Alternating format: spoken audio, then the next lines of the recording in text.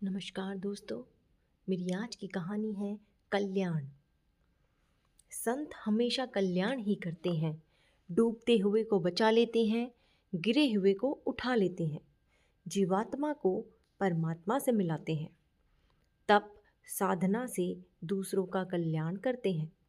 ऐसे ही भगवान महावीर जी ने भी किया और प्रेतात्मा का कल्याण किया। एक बार वह एक छोटे से गांव से गुजर रहे थे।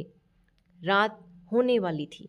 सोचा रात यहीं किसी मंदिर में बिताकर सुबह आगे चलेंगे। गांव पर नज़र दौड़ाई। आधे से अधिक मकान गिरे हुए थे। शायद उनकी कभी मरम्मत नहीं की गई थी। कुछ मकान बचे थे, लेकिन वे भी बहुत बुरे हाल में। कुछ सोचा, कुछ धारणा की। जब संत कुछ देना चाहते हैं तो कुछ लीला भी करते हैं। उनके संकेत ही उनकी भाषा बन जाते हैं। उनका मौन ही चमत्कार का कारण हो जाता है। इसीलिए मौज में इसी खंडहर बने गांव में रात काटने की ठान ली। एक मंदिर में गए। इंद्र शर्मा पुजारी से कहा, मैं आज रात यहाँ ठहरना चाहता हूँ। क्या मैं यहाँ ठहर सकता हूँ? पुजारी ने उनके मस्तक पर देखा। भगवान महावीर जी की कृपा से उसे उनके मस्तक पर दिव्यता दिखाई दी। कुछ ज़्यादा कह नहीं सका और बोला, भगवान, आपको मैं मंदिर में ठहरने से नहीं रोक सकता। मंदिर तो आपका ही है, लेकिन इसमें रहना और रात काटना बड़ा जोखिम भरा है। मौत को निमंत्रण देने जैसा है, क्योंकि इस मंदिर का देव बड़ा क्रोधी है। वह आदमी को जीवित नहीं छोड़ता। यहाँ जो भी रात में ठहरता है, सुबह मरा हुआ मिलता है। इसीलिए भगवान, आप रात यहाँ ठहरने की हट ना करें। भगवान महावीर जी तो पहले ही जानते थे कि यहाँ कौन है, किसका कल्याण करना है, लेकिन फिर भी पुजारी से पूछ लिया, उस देव का नाम क्या है? पुजारी ने कहा, शूलपाणी। और यह यहाँ क्यों रहता है? इसका मंदिर क्यों बनाया गया? महावीर जी ने पूछा। पुजारी कहने लगा, एक व्यापारी अपनी 500 गाड़ियों पर व्यापार के लिए सामान लादकर यहाँ से जा रहा था कि इस पंकिल नदी में उसकी गाड़ियाँ फंस गई। उसके पास एक बैल था जो स्वस्थ था और वही इन गाड़ियों को बाहर खींच रहा था। उस बैल ने बारी बारी से हर गाड़ी को खींचकर सभी को नदी की गोद से बाहर निकाल लिया, लेकिन लगातार जोर लगाकर खींचने के कारण वह बीमार हो गया। उसमें उठने की शक्ति ना रही। व्यापारी परेशान हो गया। उसने उसका इलाज करवाया। बैल उसे बड़ा प्यारा था। जब इलाज से कुछ आराम ना आया तो व्यापारी ने उस बैल को गांव वासियों को इलाज करवाने के लिए सौंप दिया और उन्हें काफ़ी धन भी दे दिया। व्यापारी रुक नहीं सकता था और बैल से बिछड़ते समय उसकी आंखों से आंसू बहने लगे। गांव वालों ने कुछ दिनों तक तो उसका इलाज करवाया, लेकिन धन के लालच में उन्होंने उसकी देखभाल बंद कर दी और कुछ ही दिन में भूख प्यास के कारण उस बैल की मौत हो गई। और फिर उसी बैल की प्रेतात्मा ने गांव वालों को तंग करना शुरू कर दिया। आखिर गांव वालों ने उसका यह मंदिर बना दिया ताकि वह खुश रहे, लेकिन ऐसा ना हो सका।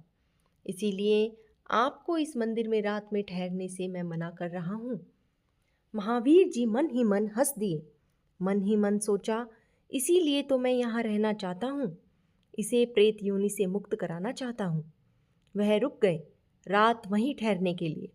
महावीर जी रात को एक कोने में ध्यानस्थ खड़े रहे। फिर अचानक कुछ आवाज़ें आने लगी। शांत वातावरण भयावह हो गया।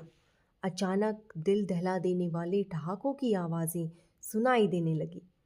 महावीर जी ध्यान में थे, अडिग थे, जानते भी थे, अनजान बने थे, चुप रहे।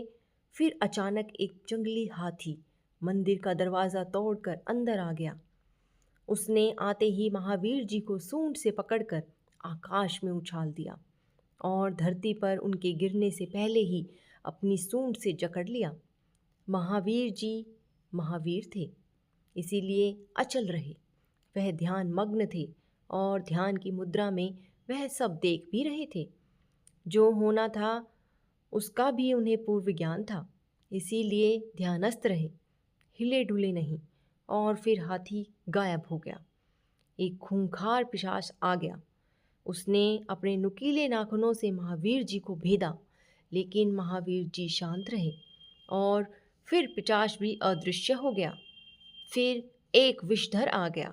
उसने जहरीले डंक मारे, लेकिन उनके डंक का महावीर जी के शरीर पर कोई प्रभाव नहीं हुआ और वह अविचल रहे।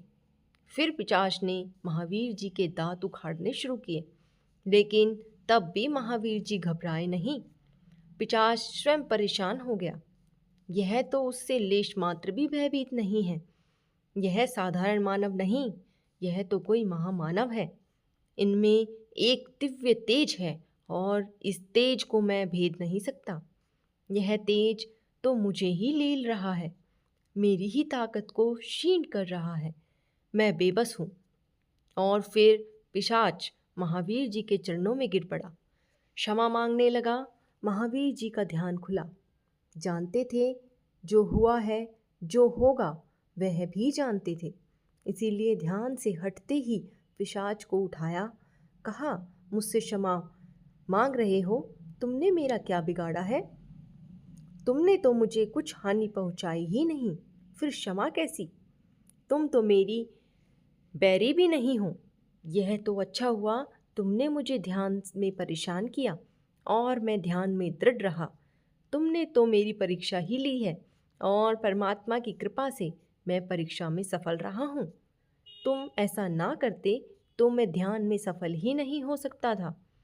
फिर क्षमा कैसी? तुम तो मेरे मित्र हो। तुमने मुझे एक नया रास्ता दिखाया है। मुझसे तुमने तो कोई भय नहीं, फिर तुम क्षमा क्यों मांग रहे हो? मेरी तरफ से निर्भय रहो। प्रेत बोला, यदि मैं आपका मित्र हूँ तो फिर प्रेत कौन होगा? महावीर जी ने कहा, तुमने बैर को बैर से मिटाना चाहा, इसीलिए लोगों ने तुम्हें अपना बैरी समझा। तुम बैर छोड़ दो, क्षमा करना सीख लो, बस तुम्हें परम शक्ति मिल जाएगी। और महावीर जी के आशीर्वाद से प्रेत शांत हो गया। वह फिर नजर नहीं आया। और सुबह जब महावीर जी मंदिर के बाहर निकले तो लोग उन्हें देखकर बहुत खुश हुए, जय घोष करने लगे, क्योंकि उन्होंने प्रेत का उद्धार कर दिया था। कहते हैं उसके बाद मंदिर में कभी प्रेत आत्मा नहीं आई। दोस्तों, ये कहानी हमें सिखाती है, संत जब मौज में होते हैं तो ऐसा ही कर दिखाते हैं। बैरी का बैर मिटा देते हैं, उसे क्षमाशील बना देते हैं। और क्षमाशील तो हमेशा शांत होता है।